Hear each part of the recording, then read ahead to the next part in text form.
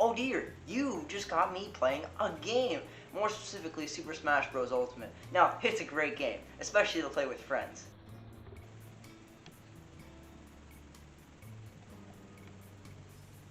There are all these cool characters from different franchises as well as Nintendo's history, and now that I've unlocked all of them, I can finally play this game in peace. So here's your bill. Downloadable content, otherwise known as DLC. It's similar to Oxygen in the fact that it seems to be everywhere these days. Except for Neptune, I don't think they have it there. It stems from the fact that some games might not be complete right out of the box. Maybe it was a problem with not enough stages, not enough modes, not enough friends. Other than that last one, DLC's got your back in situations like these. And what's great about some of these is that they're completely free if you already have the game. These types of DLC usually aren't anything huge or groundbreaking, but they do get you to keep going back if you've lost the motivation to continue. Take, for example, Animal Crossing New Horizons. Upon its release, it was already a great game with tons of stuff to do, but they kept adding to the game with more and more large-scale updates, and it's still going strong even a year and a half after the game's release. But paid DLC is just as, if not more, abundant. It's the same as free DLC, but now you're getting the economy involved. You can't just play Super Monkey Ball with everything there for you on a silver platter. No, no, no. You have to pay for your right to Hello Kitty. And no other game has more prominent DLC than Super Smash Bros. Ultimate. I can't name any other DLC that gets people as excited as this does. I'm specifically talking about the fighters, where speculation and daydreams reside. For the past 3 years, people have been speculating who else would make the cut for the fighter roster. And now that it's all said and done, I think I should give my own thoughts on all of it. I'll be discussing all of them down in the review, release, and my opinion that you may or may not care about. So, let's dive in and discuss the DLC of Super Smash Bros. Ultimate. Well, this game got DLC too, even if it wasn't as prominent. So I suppose I'll talk about it. So let's get into this game and see the additions it has to the roster. Dang it.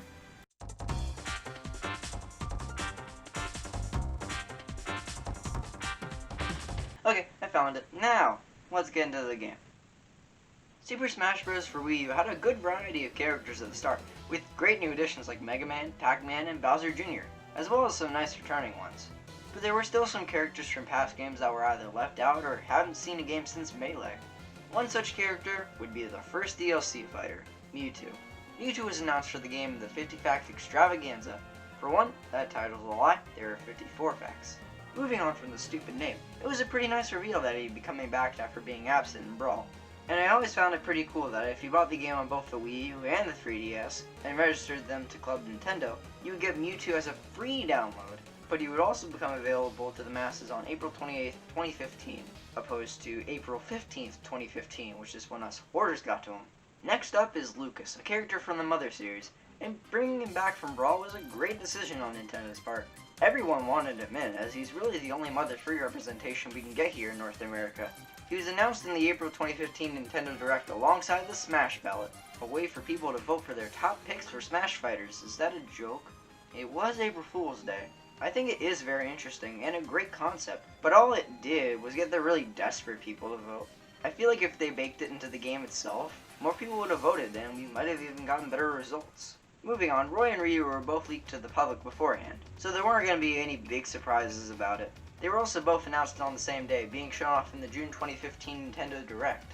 Roy may have skipped Brawl, but honestly, for me, it wasn't that interesting because it was just another Fire Emblem fighter that was very similar to one we already had in the game. Throw him in the pile. But Ryu, on the other hand, was the first original DLC fighter, and given that Ryu is from a different series of fighting games, I think it was a pretty good fit. So, both of them released on the same day soon after the Direct. After that, Cloud Strife. Who? Final Fantasy. He was announced for the game in the November 2015 Nintendo Direct, and I've waited several years to say this, so here it goes. I don't like his haircut. The PS1 model has more style than whatever spiky-haired anime sword guy has going on here. But pushing aside that fact, I think his inclusion was pretty smart here. Final Fantasy VII is a beloved title that is cherished as one of the greatest games of all time. I still think it sucks, but to each his own. And this character opened up so many possibilities for different fighters because, like with Snake from Brawl, Final Fantasy VII was never on a Nintendo console. Yeah, Nintendo had the old ones back in the days of the NES and SNES, but that's a story for another day. But there's no debate that this is a great character inclusion and probably the best of the DLC roster so far. And then, in the December 2015 Direct, hopefully this won't become a pattern. I understand Roy was a veteran fighter from Melee and not a newcomer, but this is the only franchise in the roster that repeats itself. And from what I've learned, Corrin isn't even from a good Fire Emblem game. And I don't even like Fire Emblem. This is easily the worst fighter of the entire roster because I don't think I talked to a single person that liked this character's inclusion. And as for my opinion on the character getting in, I just don't care. And that's probably the worst part about it. Every time a new fighter is added into Smash, it's supposed to be a big and nice surprise to see fan-favorite characters from Nintendo and third-party franchises make it in one of the most prestigious fighting games in the world. But with this reveal, I saw none of that.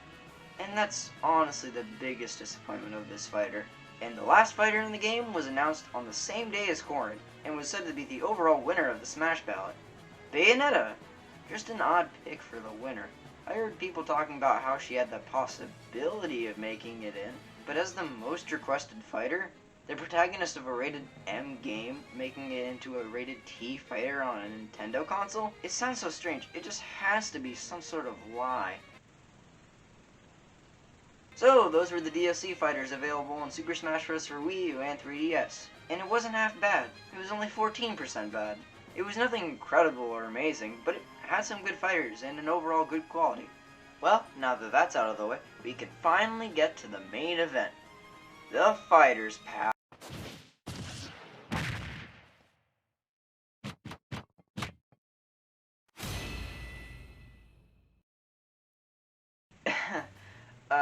Piranha Plant. Oh my god. I can't really explain this, but this is simultaneously the best and the worst fighter they could have chosen.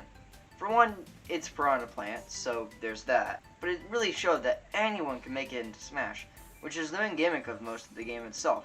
Everyone is here. That's honestly one of the best slogans for a game I've heard in a long time. Every single fighter from the previous games were here in their full glory, and this means that none of the DLC would be adding characters that didn't make the cut. And that's honestly incredible. But it's a bit worrying. There are a lot of DLC fighters in this game, and due to the limiting nature of not having old characters to fall back on, the fighters might not be as great as each other because of that, or maybe just because of personal opinion due to possible diversity. Hello, I'm from the future. I'm here to inform you that you are absolutely 100% correct. Yes! Wait a minute. The stage is set. The Game Awards are on. All is calm. Until the shots rang out, and oh, he's dead. So, Joker, I'm not a big Persona fan, but I guess I'm happy for those that are. And you may ask, why am I not a Persona fan? The answer might be obvious. But this reveal is for more than just Joker. It was also the debut of the Fighters Pass, a collection of fighters that had yet to be announced, but you could buy it right then and there to get all the characters easily when they launch. With the Wii U DLC fighters, you had to purchase them separately, and Piranha Plant was there for people who bought Ultimate earlier, perked up the money if they didn't. But this is a whole different way of doing things, and I don't know how to describe it, but it made things feel a whole lot more substantial. But Joker was a pretty bum way to start out things for the Fighters Pass, but I do agree that he was a good pick for some people, just not for me. And then, has nobody read the labels lately? Hero! It happened, specifically at E3 2019. Look, I know that Dragon Quest is a huge thing, especially in Japan, but this is possibly the blandest fighter in the entirety of both the Wii U and Ultimate DLC rosters. At least with Joker, I thought about how much I didn't care, but I keep forgetting that this guy's in the game at all. I hope they pick up their act with the next fighter.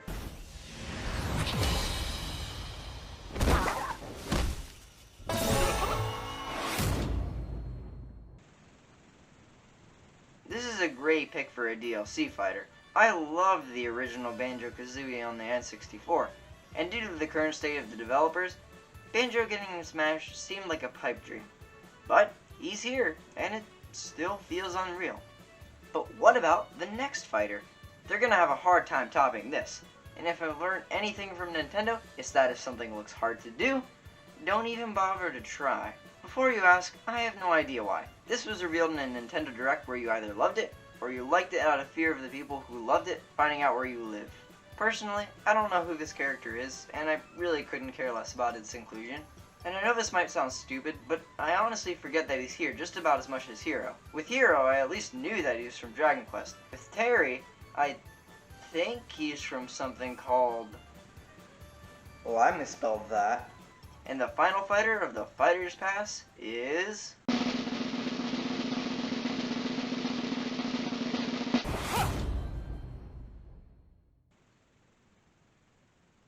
this is a bit much. We already had plenty Fire Emblems in Smash, or even any other franchise. And I get that there are huge fans of Fire Emblem out there that may have loved this announcement. But for all the sane human beings out there, this was a colossal disappointment. Especially because it was the last fighter of the Fighter's Pass, and there would be no more fighters added.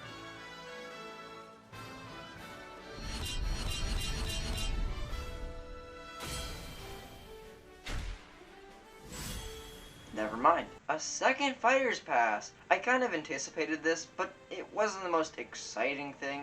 But then again, anything's more exciting than that. This would be a second chance, a way for the DLC to redeem itself. Because overall, I didn't really like many of the fighters from the first Fighter's Pass. So maybe I'll like 2 of the fighters in this one. Hello, I am from the future. I am now informing you that you are correct. Again. Yes! Wait a minute. First up, an announcement was made that the fighter would be a character from ARMS. Remember ARMS? We all have them. ARMS was a fighting game from the opening months of the Switch's life, and nobody talks about this game anymore. So it was interesting to see that Smash was getting such a niche character in. I played a fair bit of ARMS back in my day, and I was a Kid Cobra guy. And now that the choices were narrowed down for a fighter, everyone had to pick their bets. Even though I like Kid Cobra more, I think I have to go with Max Brass here. He has a way better chance of actually making it in. And when the day came, it's Min Min. I never really liked Min Min that much when I was playing ARMS, but I'm not offended, I'm just in denial. Everything about this character is really cool. The moveset, the animation, it's all great. But I really wish that I could have liked the fighter itself a bit more. Because as it is, this is fine. But you know, I really am getting bored of talking about Smash Bros. So I think I'll take a break and play some Minecraft.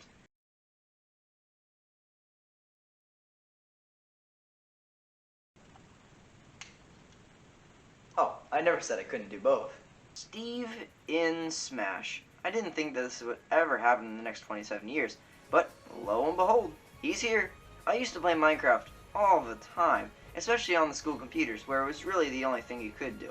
I have so many great memories of playing this game with friends, or even just screwing around by myself. And I don't usually comment on the reveal itself, but the moment Steve broke through that wall, I was going absolutely insane. Too bad everyone in class was giving me a funny look. Yeah, most of the reveals for the fighters happened during my high school classes, so that's a bit unfortunate. Then again, I have straight A's, so the teachers really can't tell me to work on assignments because they know that I'm either done them or I'll finish them later. Huh, well, it's 3 a.m. But you know what that means? Time for dinner. But guess what? It's time for the Game Awards. Come on, I don't want to get shot again. But I might just be a little bit paranoid. I'm sure it'll be fine. And the next fighter was revealed to be Sephiroth from Final Fantasy VII. Dang it. This was an incredible inclusion.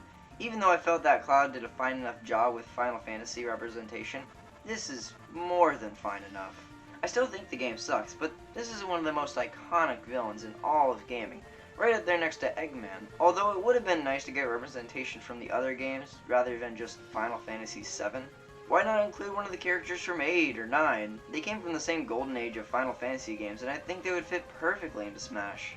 But still, Sephiroth was a great choice as DLC. And well, yes, we did get Final Fantasy representation in the DLC of the last game. That was the first of its kind, and it wasn't like Fire Emblem where they already had several fighters represented, and it had gotten 2 DLC fighters in Wii U, in addition to the one in the Fighter's Pass. So yeah, I like the roster so far in Fighter's Pass 2. I didn't like Min Min as much as Steve or Sephiroth, but it's better than what the previous Fighter Pass had to offer. I wonder how they'll follow that up. Son of a bitch. Pyra and Mithra from Xenoblade Chronicles 2. I almost had a seizure trying to read that title.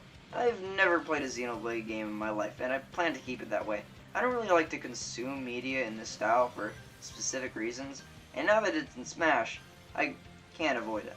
As for the fighter itself, I don't think that there was a big enough crowd of Xenoblade fans in order to get people excited about it. I don't know, it's just probably me, but I didn't see much of a big celebration after it was announced. From what I saw, it was kind of a meh fighter for most people, and that's honestly the price of getting a niche character into Smash. Nobody knows who they are. I guarantee you that a very large percentage of people had no idea that these characters even existed before Smash, which is why it's usually a bit disappointing when a niche character is announced compared to a big and bombastic announcement like Banjo and Steve. And yes, it is good to have lesser known characters in Smash from time to time, but the DLC roster's already full of them. Every single fighter in both of these fighter passes are either from a third-party company or extremely small parts of Nintendo's first-party lineup. And when I think of first-party Nintendo characters, my mind jumps to way cooler things than what's going on here. But this fighter doesn't make me mad in any way. I just think that it could have been better, seeing as the previous two fighters were way cooler. And just to really drive home that point of niche characters getting into Smash, we got another fighter with similar reception during E3 2021. Kazuya from Tekken is an odd pick for the second to last fighter of the Fighters Pass. I mean, I'm fine with it, but we're almost at the end of the DLC roster, and the fact that they aren't going all out on the crazy possibilities of fighters is a bit worrying. Speaking of which, before we get to the final fighter, I want to touch on some of the heavily requested characters that didn't make the cut for the fighter roster. People think that Crash Bandicoot would have been a good pick, and I'd have to agree with them. While not as prevalent as Super Mario 64, those first three Crash Bandicoot games made him an icon in the early days of 3D platforming. Gino was also another fighter that was a contender for the most wanted. He came from Super Mario RPG, and while I do really like the game, and I love the concept of Gino as a fighter, I don't think he was important enough to be his own fighter. And most importantly, Waluigi. I know for a fact that everyone wanted him in. He's a down-on-his-luck guy who can't seem to catch a break. He's misunderstood. He just wants to be recognized by the people and not the butt of everyone's jokes.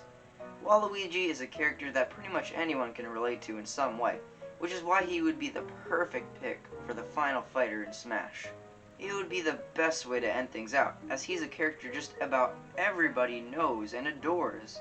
But sadly, it wasn't meant to be. Let's go!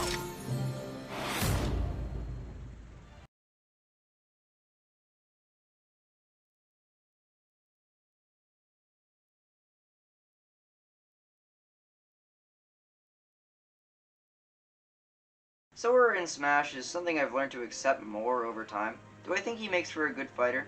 Yeah. Kingdom Hearts is a massive series. It's beloved by fans everywhere. Not to mention that he was also the real winner of the Smash ballot, not Bayonetta. I thought I could trust you, but as the final fighter, it's a bit of a letdown. Super Smash Bros. Started out as a celebration of Nintendo's best franchises, and while it did eventually stray away from that quite a bit with fighters like Snake and Cloud, we still kept getting new fighters from Nintendo games, new and old, like Isabelle and King K. Rool. But over time, the new fighters lost their Nintendo spunk.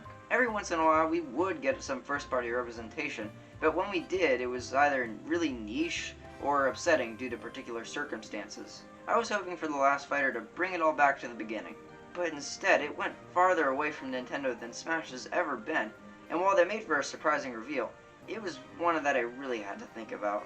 The start of the Fighters Pass was rather solid, and I didn't see much wrong with it. Yes, most of it was third-party characters, but they were big enough fighters to feel important, and none of them had the expectation of being the last fighter in Smash. The last half of this Fighters Pass kind of dropped the ball in terms of excitement, and when they picked the ball back up again, it came with a whole lot of mixed feelings. And as for the DLC fighters I genuinely liked in this game, it still shocks me that more than 60% of the fighters couldn't stick the bar of being above Piranha Plant. So, those were all the DLC fighters in both Super Smash Bros. 4 and Ultimate, and while it wasn't anything absolutely mind-blowing on either side, it did bring up some pretty good memories. Every time a new fighter was announced, whether good or bad, it gave me, and several others, something to discuss with friends. Because they were always announced during school hours here in the US, me and my friends would usually gather at lunch and collectively go, "Well, that blew." It made for a fun conversation topic, and it provided a great time every time one was announced. And that's honestly the best part about Smash. The interactions. While you could come across someone you might not agree with on which fighters in Smash are good, it's always interesting to see other people's perspectives on who should have gotten in and who should have been cut. It's honestly a blessing that Smash has such a wide range of people in the community, with competitive and casual players all having a great time. And this is why the DLC fighters are so important to the culture of Smash. If it wasn't a thing, I'm sure that Smash wouldn't be nearly as consistent of a topic to the common gamer. But in the case of Smash, even people who aren't Nintendo fans can have a great time celebrating when a character like Cloud or Joker gets into Smash, meaning that the community and talk of the games remains steady. But even as a person who isn't extremely active in the Smash community, I'm thankful for how this game brought people together. And now that it's all over with, I don't know what to say. The past few years have been a wild roller coaster filled with ups and downs, but this game has always persisted as a competent topic to discuss, and just an overall fun game to play. And now that it's reached so many people, it'll continue to be a relevant topic for years to come. Oh wait, am I forgetting about somebody? Ow, ow, ow.